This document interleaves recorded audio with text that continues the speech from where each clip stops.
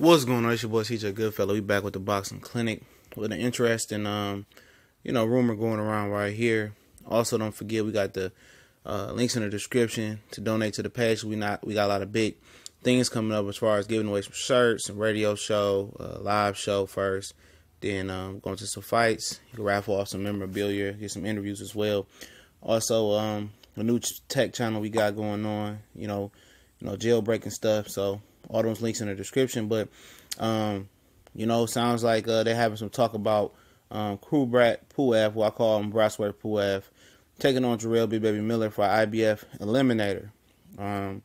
Apparently, this fight is talked about being staged April 28th, 2018 on HBO. It'll be the co-feature to what is supposed to be Danny Jacobs' comeback fight in the spring, which is rumored to be against Gary O'Sullivan, who beat Antoine Douglas on the David Lemieux, Billy Joe Saunders undercard December 16th. I like this fight. It's a nice step up in the right direction for Jarrell Big Baby Miller. This fight will make the winner the de facto mandatory to Anthony Joshua. We know Pulev was the mandatory. Anthony Joshua said he was hurt and pulled out. But my theory about that real quick was a simple fact. They used Pulev to sell the fight. They already knew Pulev wasn't ready to take the fight. So what they did, so they would have to face Luis Ortiz, which was the mandatory at the time before he completely got busted. They told Pulev, look, we're going to face you or we got to face the WBA mandatory, which at the time, right when that was happening, when they were discussing it, Ortiz hadn't been busted yet. But then, they would say, look, we're going to use you. You ain't got to fight. We're going to pull out. And I think Carlos Takam was always the targeted opponent. When they found out Pulev wasn't really ready, he put out an interview on his Facebook saying he mentally was ready, but physically he was out of shape and he wasn't ready. And he knew he was the mandatory for quite some time. So that kind of sounded kind of fishy in my opinion. But I think Carlos Takam was always going to be the opponent. And because Pulev, had echoed out several times he wasn't ready. But now he can come back. Pulev has been on a 5-fight winning streak. His last win was back in, April 2016 over Kevin Johnson, who was a journeyman. And he fought twice in 2016 and he fought twice in 2015. He was stopped by Vladimir Klitschko, 2015, 2014 or something like that. He's an Asian guy. I think he's in his mid-30s. But he still can fight. He a formidable foe. This is a good litmus test for Jarrell Big Baby Miller. This won't be an easy fight, even though he's been inactive and dealing with injuries and dealing with inactivity. I wouldn't be surprised if Pulev can pull off the upset versus Miller.